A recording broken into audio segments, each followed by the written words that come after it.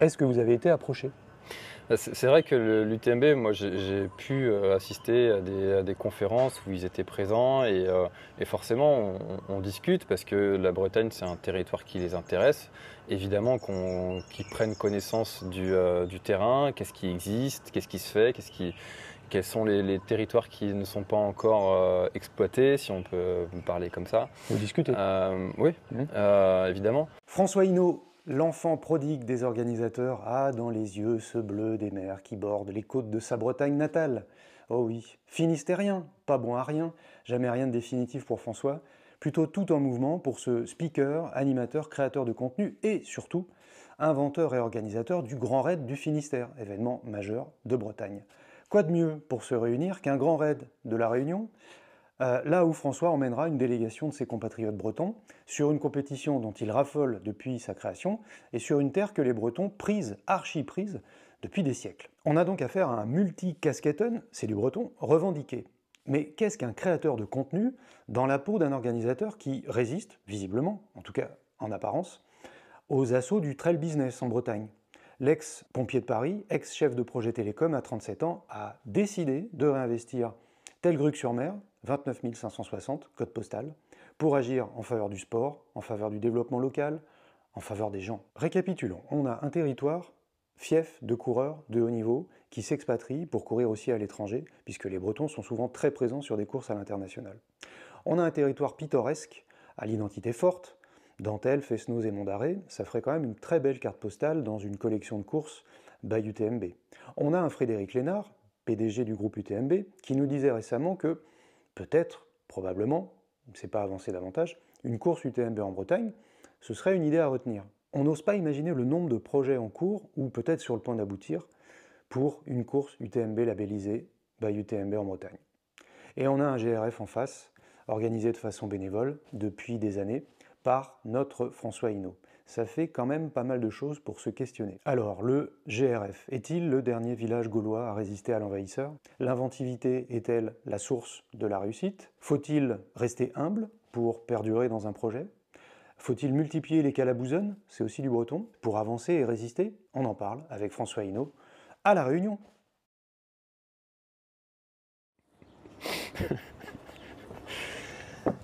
François Hinault, organisateur du Grand Raid du Finistère, 37 ans, breton, fier de l'être.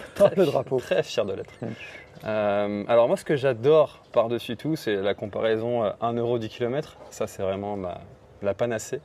Et ce que je déteste par-dessus tout, c'est passer les lignes d'arrivée. Je trouve ça beaucoup trop surfait. D'accord, excellent ça. Allez, Braise, François, ravi de te voir enfin avec un peu plus de temps. Je vais te parler du GRF. Mais du Global Reporting Format, qui est une méthodologie harmonisée à l'échelle mondiale pour évaluer et signaler l'état de la surface des pistes d'aviation. Le GRF a été développé par l'Organisation de l'aviation civile internationale, l'OACI, pour aider à atténuer le risque de sortie de piste. Toi, dans ta vie, quelle est la plus belle sortie de piste dont tu te souviens? La plus belle sortie de piste, c'est clairement d'avoir quitté mon travail. Un CDI où l'avenir était tout tracé, où j'aurais pu évoluer tranquillement, sereinement, pendant de très longues années jusqu'à la fin de mes jours dans un travail métro boulot dodo, mais qui ne me passionnait pas du tout. Et aujourd'hui, c'était risqué. Je le vois avec le recul, en plus dans une année qui était assez compliquée pour nous au niveau familial. Et aujourd'hui, j'en suis très fier parce que 4 ans plus tard, ça porte ses fruits. Ça a été pas facile tous les jours, mais aujourd'hui, ça porte ses fruits, donc je suis très content de cette sortie de piste. Aujourd'hui, est-ce qu'il est encore possible d'organiser un trail de façon bénévole, associative, avec de l'ampleur, sans avoir une sorte d'épée de Damoclès au-dessus de la tête en permanence? C'est de plus en plus compliqué, évidemment, d'y consacrer autant de temps. Moi, je peux le faire parce que d'une, je suis passionné, je compte pas mes heures. J'y passe presque 80% de mon temps de façon bénévole, enfin jusqu'à présent. C'est quelque chose qui va devoir évoluer parce que c'est pas tenable en fait, c'est pas rationnel non plus d'y passer autant d'heures. Raisonnable? C'est pas raisonnable. Ouais, ok. C'est pas raisonnable. Ça n'a rien de rationnel. Des tas de gens sont payés autour des organisations que des organisateurs organisent. Il n'y a pas de raison que l'organisateur lui-même, s'il y passe un temps conséquent, selon moi, n'y soit pas non plus rémunéré. Alors après, il faut le voir sous quel format, etc., pour rester dans le cadre légal, bien évidemment.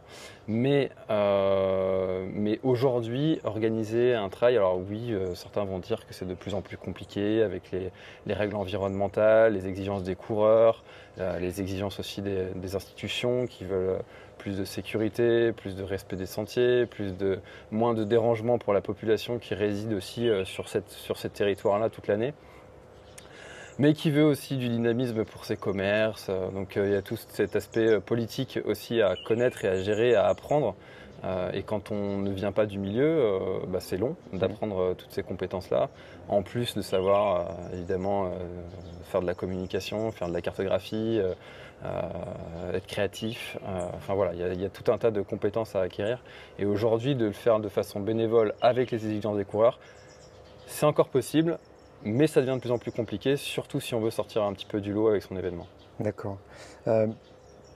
Du coup, comment? Est-ce que ça dépend forcément de l'ambition qu'on se met, c'est-à-dire attirer ou pas du haut niveau?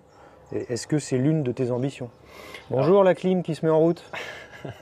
Alors attirer du haut niveau, pas forcément, du moins pas pour avoir une bataille de vent à tout prix, où on aurait des Martin Kern ou en plus, niveau... Manon Board qui viendraient s'affronter sur le devant de la piste. Par contre, la volonté d'intégrer ces athlètes élites qui sont très inspirants pour moi et pour tout un tas de personnes, de les intégrer à l'événement mais de façon différente, ça oui. C'est une vraie volonté de leur montrer que l'événement existe, il porte des valeurs qui sont un petit peu différentes de ce qu'on peut voir. Moi, je tiens vraiment beaucoup à mettre en avant l'humain, à mettre en avant les gens qui se défient, les gens qui se sont sortis d'une galère et qui se retrouvent là aujourd'hui, que ce soit sur le 14 km ou sur le 166, évidemment. Donc, les intégrer à l'événement, oui, mais pas forcément pour faire la bataille de vent. D'accord.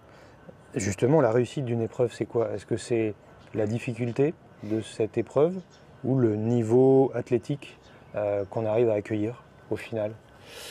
La réussite... Une somme mathématique de cote ITRA ou une somme mathématique de ratio de kilomètres des plus? La réussite d'un événement, pour moi, c'est avant tout un terrain de jeu qui est remarquable et des éléments qui vont faire en sorte que le coureur va avoir tout un tas d'émotions qu'il va ressentir et faire en sorte qu'il se souvienne du moment qu'il a vécu. Pas forcément du bonheur et de la joie tout le temps. Non, non, tout un tas de la surprise, de l'étonnement, de la tristesse, de la joie, de la peur, toutes ces émotions-là que le coureur va ressentir. Et ça aussi, c'est une des missions de l'organisateur, de lui faire prendre toutes ces émotions en plein dans le visage sans qu'il s'y attende forcément. Et c'est un peu les enjeux que moi j'essaye auxquels j'aspire en tout cas. On ne pouvait pas éviter la question à Fred Lénard lorsqu'on l'a rencontré, car c'est pire que des supputations, c'est une impression. Et Frédéric Lénard, pourquoi je l'appelle Fred en plus? J'ai l'impression que je l'appelle comme si c'était mon copain. Frédéric Lénard, pardon, nous a dit au détour de la phrase: oui, la Bretagne, c'est chouette. En effet, probablement, peut-être un jour, ce serait bien un événement UTMB là-bas. Je ne peux pas, évidemment, ne pas rentrer sur ce sujet-là. Est-ce que vous avez été approché? C'est vrai que l'UTMB, moi, j'ai pu assister à des conférences où ils étaient présents et forcément, on discute parce que la Bretagne, c'est un territoire qui les intéresse. Évidemment qu'ils prennent connaissance du terrain, qu'est-ce qui existe, qu'est-ce qui se fait, quels sont les territoires qui ne sont pas encore exploités, si on peut parler comme ça. Vous discutez? Oui, évidemment. On se renseigne, on fait partie du même monde de l'organisation. Et puis, dans cette logique qu'ils ont de vouloir faire en sorte que les gens ne se déplacent pas aux limites de leur impact carbone grâce aux déplacements réduits pour aller chercher les fameux Running Stones, il n'y a pas d'événement dans tout le Grand Ouest. Donc ça paraît logique que l'UTMB s'intéresse à développer un événement by UTMB sur la région Grand Ouest. Mais en plus, territoire, on le rappelait en intro, mais qui est d'une culture running et trail depuis toujours, running et trail, les deux, avec des champions, Théo Le Boudec, Thibaut Marquet, des coachs comme Christophe Mallardet, des spécialistes du long comme Desdouais, etc., etc. Enfin, des compétitions archi relevées. Tu connais, tu as fait le trail du Glazik plusieurs fois. Jean-Marie Maurice, qui se reconnaîtra, m'a dit mais le trail du Glazik, c'est les championnats du monde de Bretagne.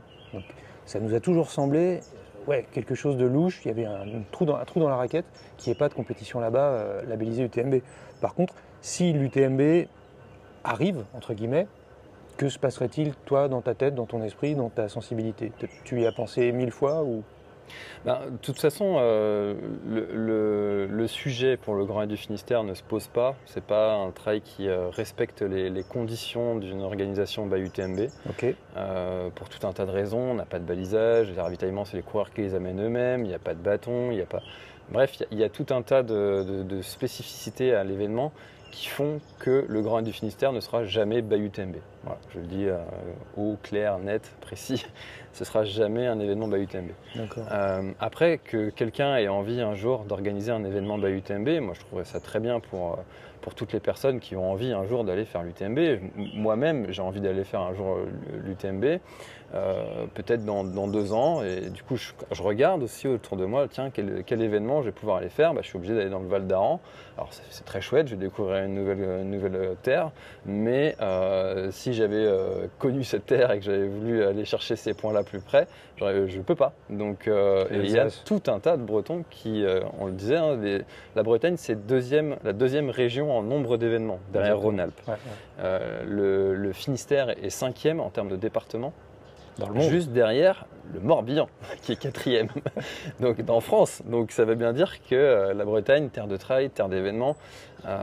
Et aujourd'hui, c'est vrai qu'il n'y a pas d'événement by UTMB plus proche que le Massif central ou les Pyrénées. Mais on sait voyager aussi, donc c'est pas trop... Pour aller, et puis pour préparer un trail de montagne, c'est quand même bien d'aller en montagne. Énorme population. Bon, après, rappelons aussi qu'en Bretagne, la densité au kilomètre carré est de, je crois, 157. Donc il y a aussi beaucoup de trailers.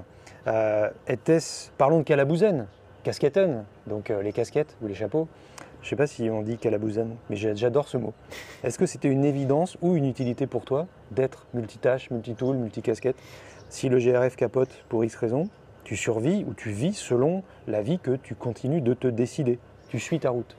Le GRF, c'est un peu un aboutissement de tout ce que j'ai fait pendant ces fameuses 4 années où j'ai quitté ce salariat sûr et pratique. Et en fait, pendant ces 4 années, j'ai acquis un certain nombre de compétences, que ce soit en communication, gestion de réseaux sociaux, un peu de vidéo, un peu d'interview, un peu de compréhension du monde du trail. Et un DU trail running aussi qui est arrivé par là. Et en fait, je réunis un petit peu toutes ces compétences que j'ai appris et acquis pendant toutes ces années dans le Grand Raid du Finistère, avec toute cette envie de créer un événement nouveau, différent, qui casse un peu les codes, qui bouscule aussi, qui dépoussière parfois aussi ce monde du trail qui s'enlise un peu parfois. Et créer pour moi l'énième trail de 15 et de 24 km avec 3 ravitaillements et une bière à l'arrivée, ça ne m'intéresse pas. Ce que je veux, c'est créer des choses qui ne se font pas ailleurs, des choses nouvelles, des choses qui surprennent.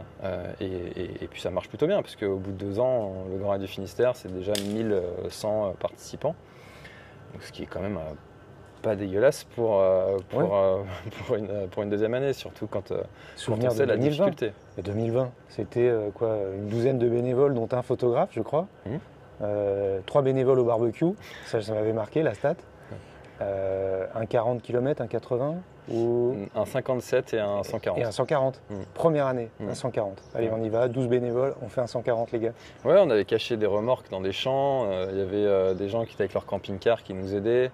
Et en fait, on a voulu garder cet esprit un peu off, mais tout en le mettant un peu plus organisé. C'est pour ça qu'aujourd'hui, quand certaines personnes viennent nous voir en disant voilà, il nous faudrait un peu plus de confort, un peu plus de ci, un peu plus de ça, j'aime bien avoir rédigé cet article de l'histoire du Grand Raid du Finistère pour que les gens comprennent en fait pourquoi c'est ce qu'il est comme ce qu'il est, ça ne vient pas de rien en fait.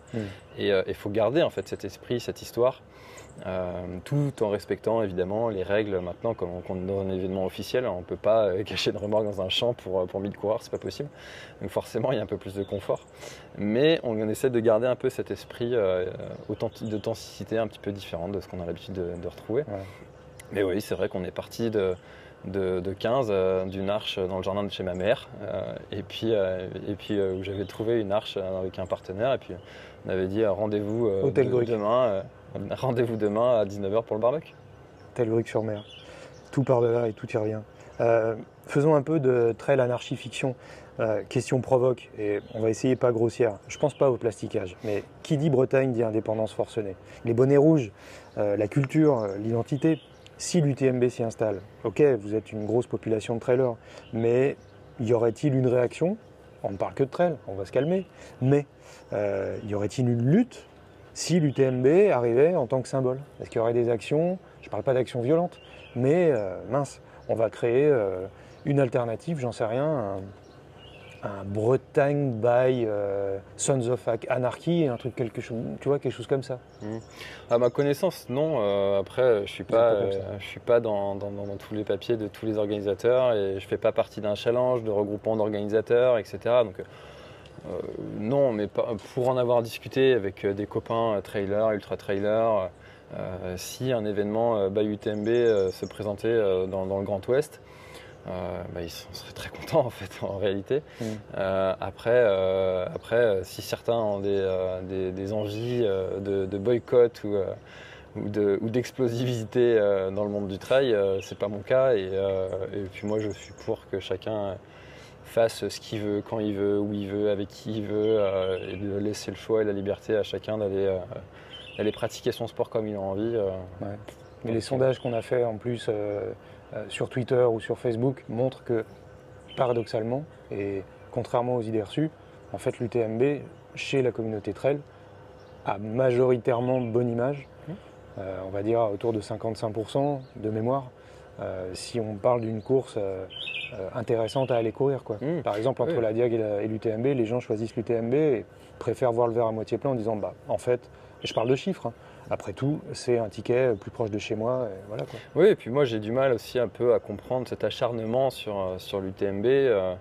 Alors oui, ils font un circuit, oui, c'est une entreprise, oui, mais bon, moi j'ai discuté avec énormément de personnes de chez UTMB Group et ce sont tous des passionnés, ce sont tous des gens qui courent pour la plupart et j'ai un peu de la peine pour eux. Genre, des fois je demande, je dis comment vous vivez ça en interne, quoi, de se dire mais est-ce que je suis vraiment le méchant loup à travailler pour cette entreprise ou est-ce que je fais réellement quelque chose de bien et bénéfique? Parce que, après tout, ces gens-là, ils font que organiser des événements sportifs, quoi.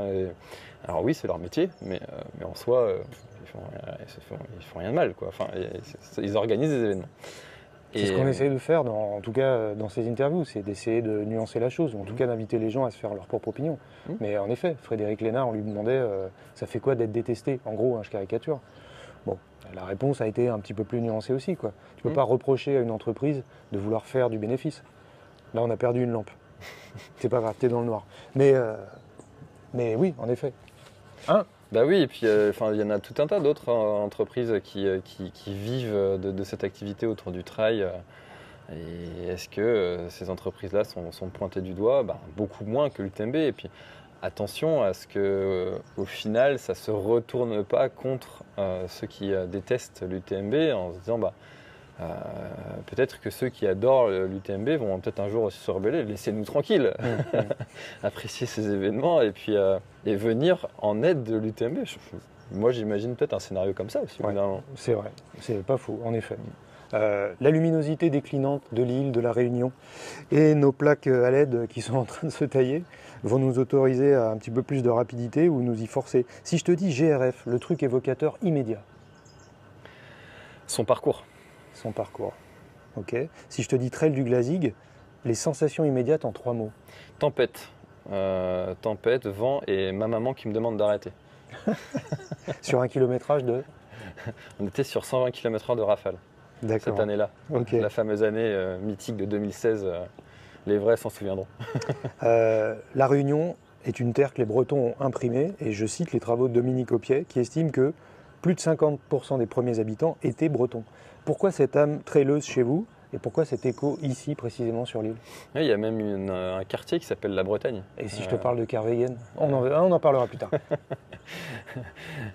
Pourquoi Ben, tout simplement, moi, la première année que je suis arrivé ici, ce qui m'a marqué, c'est cette profonde identité des Réunionnais. Ouais. Et c'est peut-être quelque chose dans lequel les Bretons se retrouvent. Ils sont très fiers de leur île, ils adorent accueillir aussi les gens. C'est pas parce qu'ils sont fiers de leur île que c'est la nôtre. Au contraire, la première fois que je suis venu ici, je pouvais dormir chez 30 personnes différentes pendant 30 jours consécutifs. Enfin voilà, c'est des gens qui sont très accueillants, chaleureux, Tu veux dire bienveillants. un site de rencontre ou... Ah ben. Ah bon, ok. Ok. Et je pense que c'est là que les Bretons s'y retrouvent, dans cette joie d'accueillir les autres, dans cette chaleurosité aussi. D'accord. Tu as dit chaleurosité? Et puis il fait un petit peu plus chaud qu'ici, que Ok. chez nous. Dernière question sérieuse. Penses-tu qu'il faut sans cesse avoir un coup d'avance pour le GRF pour résister? Je ne vais même pas parler de résister puisque tu viens de nuancer les choses. Il n'y a pas la lutte du GRF contre le monde entier ou contre la course à 4 lettres. Mais penses-tu qu'il faut en permanence être poussé dans une dynamique d'innovation? Personnellement, je ne peux pas vivre sans en fait. Et ça, si tu ne te renouvelles pas, c'est l'ouverture à la lassitude. Si tu te renouvelles pas, tes coureurs peut-être qu'ils ne reviendront pas, sauf les plus grands fans qui adorent. Mais aujourd'hui, la population des trailers, elle est sans cesse croissance. Et je crois qu'il y en a pour tout le monde. Alors oui, le Grand Raid du Finistère évoluera, continuera de proposer des choses nouvelles à ses coureurs pour que chaque année, comme je le dis à chaque édition, à mes bénévoles, aux institutions et aux coureurs, cette année c'est comme ça, l'année prochaine ce sera mieux. Ça, c'est une belle phrase, ça. Et on dit adieu à notre dernière lampe. On attaque les questions Zambier, censées éclairer les recoins obscurs et les zones obscènes de nos invités. Un message personnel à Frédéric Lénard, Catherine Poletti ou Julien Chaurier? À choisir. Catherine. Quel serait ce message? Merci de m'avoir fait confiance pour l'enregistrement du podcast qu'on a fait ensemble. C'était un très bon moment et j'étais absolument pas connu, donc que la directrice de l'UTMB accepte l'invitation, ça a été un grand honneur. D'accord. Si je te dis Kervegen, qu'est-ce que ça t'évoque? Alors tout de suite, une petite contrée bretonne avec sa chapelle mythique en haut et chaleureuse, elle aussi, avec ses pierres taillées à la main. Dans quel coin? À Port-Louis. Oui, ok, d'accord. Mais le Kervegen, qu'est-ce que c'est? Eh bien, c'est un chemin qui est infâme en réunionnie. Ça dépend, ouais. Certes. Et que les coureurs du Grand Raid de la Réunion auront la chance de parcourir malgré les douleurs musculaires et la chaleur incessante. Et en Bretagne, Kervegen? J'en ai aucune idée. Kervegen, famille historique implantée en Bretagne et qui a même à la Réunion, pardon, et qui a même eu ou pris le droit d'imprimer, de frapper sa monnaie pendant plusieurs décennies à la Réunion. D'accord. Les Kervegen. Ou Kervegan, je ne sais pas. Comment s'appelle le vice-président du conseil régional ici? À La Réunion? Oui. Absolument aucune idée. Patrick Le Breton. Eh ben, voilà. Ça, un signe, je ne crois pas. Non, je ne sais pas. Anne Aoutrou François, La Réunion. Carut arez anési pecuat aré anési? Oui, en 2025. Chapeau. Vrai ou faux? Nous, de breton, nous vraiment un mauvais tempérament et la pluie tombait tout le temps dans la case. Que sur les cons. Putain, t'es très très fort. Nous les Bretons, chez nous les Bretons, on a vraiment mauvais caractère et la pluie tombe tout le temps chez nous. Ouais, il pleut tout le temps, bravo. Son équivalent meilleur en Bretagne. Attention, réflexe instinctif. Je vais te proposer des plats réunionnais. Il faut que tu me dises le meilleur, mais en brace. Curry morue, qu'est-ce qu'il y a de meilleur que ça chez vous? Si tu me dis Queen Amman, non, on est à côté du truc. Non, la galette complète. La complète. Rougail saucisse? Celui de ma femme. Sardine Robert?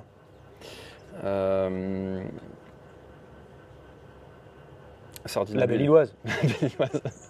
Gâteau patate? Ah, gâteau patate, je dirais, pour le coup, je dirais crêpes au citron et sucre. Rhum arrangé?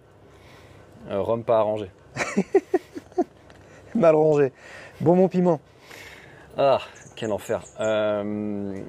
Samosa fromage. Piège. Ouais, je suis pas breton du tout. Ouais. Piège, la pipe aux amals. Les coquilles Saint-Jacques. Plutôt chou-fleur ou plutôt chouchou? Chouchou. Dodo ou coref? Corref, sans hésiter. Bien répondu, chapeau. On a fini. Et là, ça tombe comme ça. Eh ben merci François, Brest Forever. Eh ben, merci Julien. Donc tu vas accompagner une délégation de Bretons. Team Bretagne Ultra Trail, on a encore un événement breton, donc le Bretagne Ultra Trail, et qui a créé une équipe de runners qui chaque année performe sur ce Grand Raid de la Réunion, avec une première place par équipe il y a 3 ans et une troisième place l'année dernière. Donc on a toutes nos chances, comme tu le disais, les Bretons Grosse délégation en plus. Oui, on est 28, dont 3 femmes. D'accord. Bon, après, tous ceux qui voulaient venir venaient, il n'y avait pas de sélection au niveau. Mais oui, rien que dans cette team. Après, il y a encore plein d'autres Bretons qui ne font pas partie de l'équipe. Alors on précise que tu as quand même fait le tour de l'île, 240 bornes à vélo hier, comme ça, pour le plaisir. Il a les marques. Bonne course à tous. Et puis sur ce, le meilleur sur ce Bretagne Grand Raid de la Réunion by Bretagne. Ouais, bonne course à tous et tous ceux qui se sont challengés sur cette diagonale dont tu fais partie. Tu pourras m'offrir le drapeau? Avec plaisir. Merci. Merci François. Ciao.